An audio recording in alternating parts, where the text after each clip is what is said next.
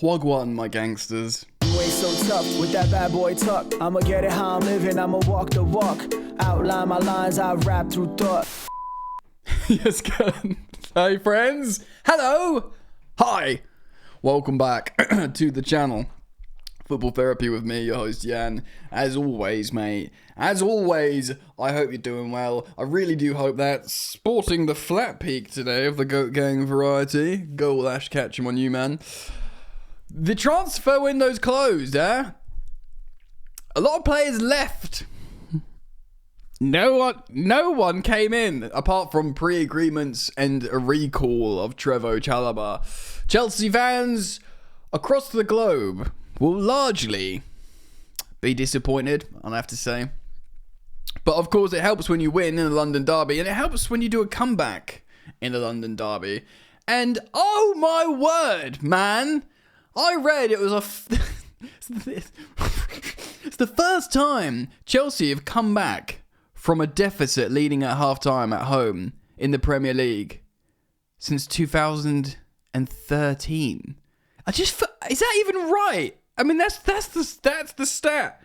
That's what people are saying. That's what's going around the streets. And it's not even the streets. It was put to the Chelsea manager. Hold on. That's 12 years. That is 12 years. That is a Champions League winning team at the time. Future Premier League winning teams. Another Champions League winning team. None of them had done it. And it wasn't like to Southampton or whatever, like a 20th team. West Ham are relatively resurgent, and it's a London derby. West Ham 8 Chelsea, etc. So for this team, this young embryonic Chelsea kindergarten to do it, I guess that's a good thing, right? Can we be happy about that? I think we can. I don't think we were particularly massively convincing, but that's stat in isolation. And hey, it's a game of cold, hard stats. Football. I jest, of course. Look, I think it's a good thing. Anyway, I did do a match review of that game, if you want my thoughts and my analysis of it, and it was good feelings, good vibes. Go check that out on the previous upload on this channel. But we are going to talk about this article from The Athletic, reflecting on the transfer window, because we got to keep up. A lot of players did go out in the end.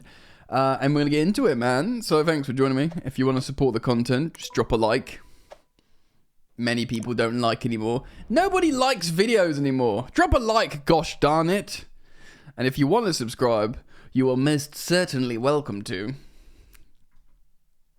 Alright, so I'm going to go through this article by Simon Johnson. Hopefully it'll be a reminder. A cold, sobering reminder of where we are at. God, easy for me to say. And we can reflect on certain individual exits. I still don't know how I feel about Joao Felix, actually. I've been cuckoo staying and him going. But let's see. Enzo Maresca was a very contented man leaving Stamford Bridge on Monday night. It wasn't just because he had overseen a vital come from behind win. I made it sound more gross than... Yeah.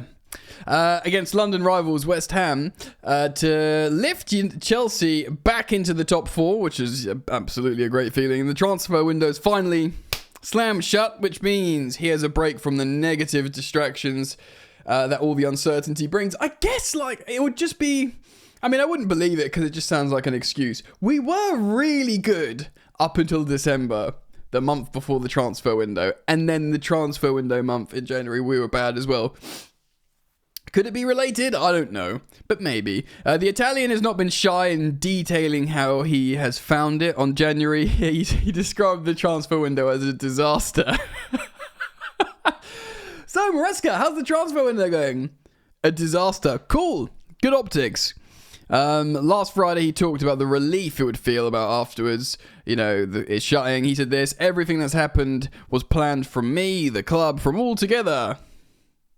So in the party line there, I'm very happy because the window is closed. The ones that are here are the ones that are going to be with us till the end. This is the main reason why I am happy. The ones that left will all agree they can go in terms of the squad. We are okay. Though personally, I do feel, I guess it is good. It's only really Nkunku that's going to be annoyed. I'm just going to sit. Look how nice this cup is. I wanted a coffee cup, right? For people who are just listening to the audio, you are missing out on my new expensive coffee cup.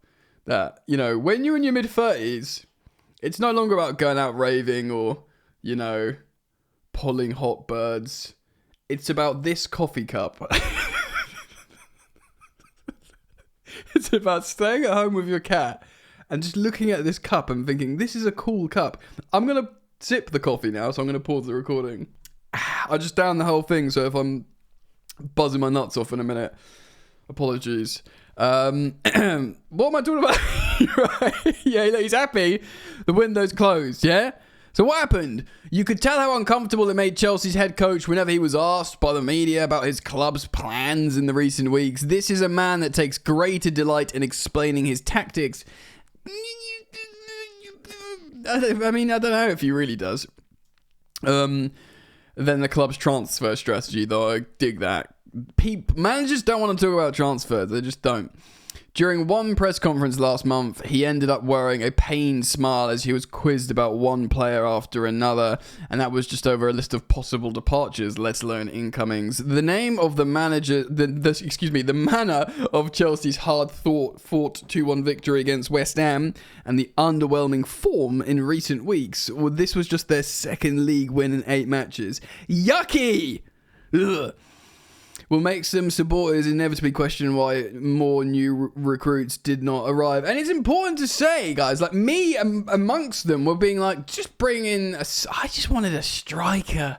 Another game, Nico Jackson didn't score. Another game, Mark Yu came on and looked like he changed, he helps out.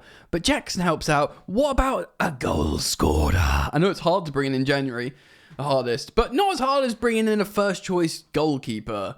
So I thought maybe even just a rotational option. And that's and I guess a left winger as well.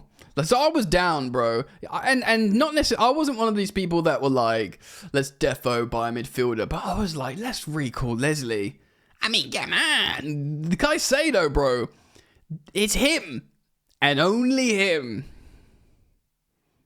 I mean, maybe there's a backup plan to put Reece James there and start Gusto should Caicedo get injured. But my giddy aunt, she's all over the gaff, mate. So I was one of these people that wanted to bring people in, Let it be known to the people. Chelsea's only addition to the senior squad was the recall of Trevoh Chalobah from his Crystal Palace loan, which, yeah, was a good move. Sporting directors swallowing their pride. It must have hurt and got stuck in their throats. But they managed to get it down. The €14 million, brackets £11 million, a deal to acquire defender Mamadou Sarr from Strasbourg has been set up for the 19-year-old to join in the summer. Yeah, so it's a young defender from Strasbourg to join Chelsea. Is he going to be part of the Chelsea first team? I haven't got a clue, personally. This one's interesting. Of course, we did sign the £12.5 million Saint Etienne, a 19-year-old midfielder. So we've got a defender and we've got a midfielder, both very young. Are they both 19? Yeah, they're both 19. Is geared to move towards learning the style of play, about what club is all about before he is loaned to Strasbourg next season. So yes, I think the midfielder Matisse Amogu is going to be the Andre Santos replacement at Strasbourg, I have a feeling. So I wouldn't get too excited about that, apart from being excited because we're getting Andre Santos back and he's wicked and he's earmarked to be definitely part of the first team squad at Chelsea, which is great. But this geezer looks like he's going to replace him. In other words, do not expect him to get many minutes. Chelsea see him as one for the future, yada, yada, yada. There you go. He'll take the place of Andre Santos, who's been earmarked, my words exactly, to the end of what was a 1.5 season loan spell at Ligue 1 and did very well there. Right, some Chelsea followers are asking themselves what there is to be positive about from the business that has just taken place. Yeah, the club were looking for a winger and a striker, yet neither was secured. However, that does not mean those plans have been shelved. Here comes the briefing. As most clubs found, not many teams are willing to sell that kind of talent mid-season. Fine. Chelsea have done a lot of groundwork to get the deals done in the summer instead, which was their, oh my God, is their plan all along. Shut up, knobbers. After beating West Ham, Maresca highlighted the promotion of Tyreek George from the under-21s, as well as the options he used in the second half to turn around the 1-0 deficit. Yeah, look, fine. Tyreek George is great, but you're not going to rely on him to become this like goal-scoring guy. He's never scored a goal for Chelsea's senior team. Do you know what I mean? So I do have great belief in him. And yes, I, by the way, think Maresca did excellent coaching work, managerial work in our comeback win against West Ham. I think he tactically changed the game and was innovative, actually. So do go watch my match review for that if you're interested. This included Nkunku. Of course, he came on that game. Bayern Munich wanted him. Man United wanted him. Chelsea had a valuation of 65 million quid. It's not been an easy time for the France international, but with a short-term future settled, he should be able to knuckle down. Basically, stop sulking. Look, I like Nkunku as a player. I think he's a pretty amazing player, actually. But to be fair, yesterday he was like left wing, almost behind Cucurella sometimes, which worked. But he'll be wanting to play as a second striker in the left pocket, scoring loads of goals. He just won't get that at Chelsea. He'll go in the summer, as far as I'm concerned. It can't be forgotten how departures can be good for morale too, especially when you have unsettled players in the camp wanting to get more minutes. It would be wrong to put Chelsea's recent bad results solely down to the January transfer window. There have been many factors explaining why things have gone awry, but the downturn did begin, like I said, in December. And of course, just before the market opened after the league stage of the Conference League was over. So when everyone, basically, the minutes dried up. Right, the Conference League phase is over. The B team aren't going to get minutes and the window's opening. That's a combination of danger, ladies and gentlemen. So the players who left, they wanted a bigger role, but lost out because they were ahead of them in the pecking order. For example, Maresca actually wanted to keep Cesare Casadei in the midfield. But he opted for a permanent transfer to Torino, having made no Premier League appearances this season. Yeah, he's gone on sale. He's gone. Cesare Casadei. We've spoken about that. So Joao Felix apparently did, although he's not been announced, apparently he did complete his loan to Milan after being in Chelsea's Premier League 11 on only 3 occasions. Yeah, look, I don't want to speak too much on Joao Felix because, you know, the footballing orphan situation. I think he's really good. I think he can be playing the Prem. I kind of understand why we sent Disassi to Villa, more on him in a moment, but we didn't send Joao Felix maybe to be that extra difference maker in a top 4 race. I don't know. It would have sucked to see Felix go to Villa and do really well. Well, maybe it wouldn't do because he's a 6-month loan and he's going to come back to Chelsea. But no, he doesn't need to prove himself. He's a 25-year-old international who's, shown he can be amazing against great opposition. I don't know, man, how to feel about it. I mean, it's sort of similar to Man United fans of Rashford, although Rashford kind of phoned in a little bit at United, didn't they? Whereas Felix, he's been professional, he's tried, he's looked good in moments. I get it. He's not an obvious fit, Felix, just as Nkunku is definitely not an obvious fix upon, half a season's evidence or more. But I just feel it's a shame.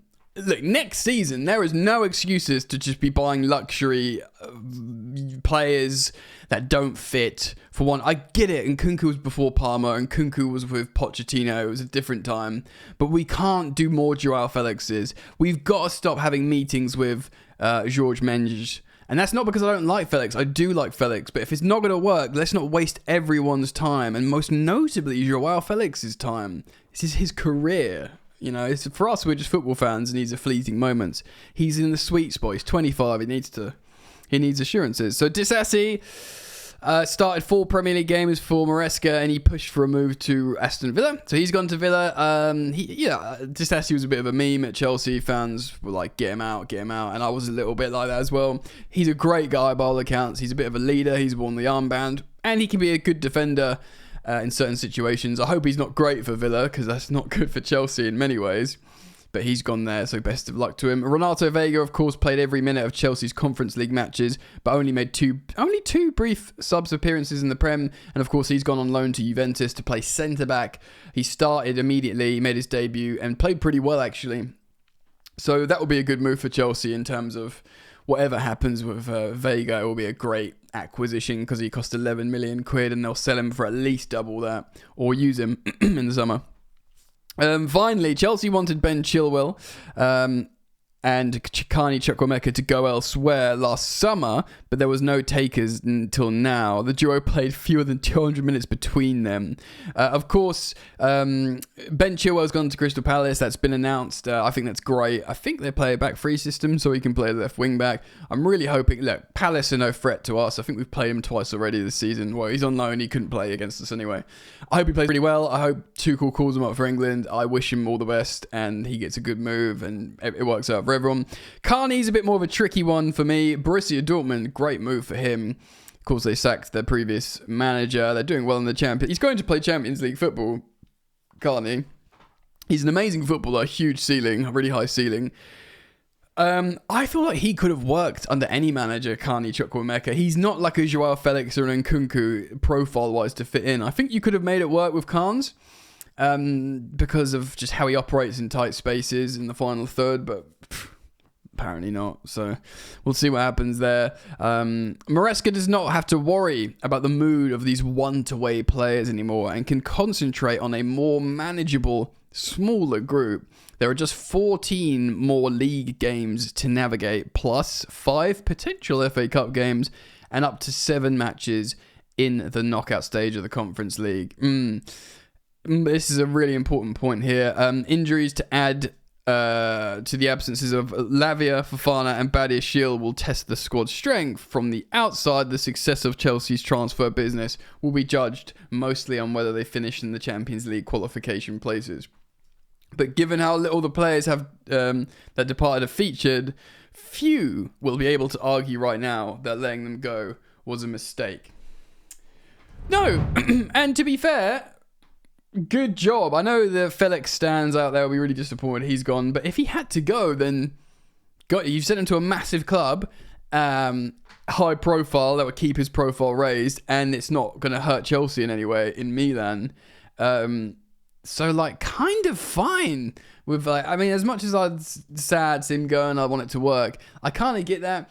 For me, the biggest disappointment is Nkunku, but if Nkunku sorts out his attitude and contributes, then fine then. And this is the thing, yeah, and this is a big if, right? Because I get it, the sporting directors are getting a lot of stick, and probably rightly so in many ways. But if we finish in the top 4/5, so if we get a top 5 finish, and we win the Conference League, and Reece James lifts the Conference League trophy and the captain's armband, it's a success. And if we do that without panic buying anyone this January, they will look back feeling very happy with themselves, going, you might not agree it's the right thing. You might be right to say, well, it's not a risk worth taking, and I totally understand that point of view, to be honest. But if we do that, and then they get to the point with the summer where they go, right, now we've got a bigger, a broader amount of strikers to choose from, and we won't have to pay as much, they'll look at this January as a big success, getting those players out, shaving the wage bill down. There's less games now, etc., and whatever. Then they'll think we played this perfectly. Or if we don't get top 4 and we start underperforming our XG significantly, and we're just like, we just needed that striker, then they'll look really effing dumb. So it is a risk. It is a risk. So let me know what you think, gang. Please do leave your thoughts down in the comments section below. I'll be keen to read them. As always, great community here on Football Therapy. If you want to be part of it, subscribe. Like and subscribe. Also, merch, Goat Gang, Football Therapy stuff available on footballtherapy.shop. And I'll link some random products down below. You can click on them and go check out the store. And I'll hopefully see you guys back here very soon. Peace.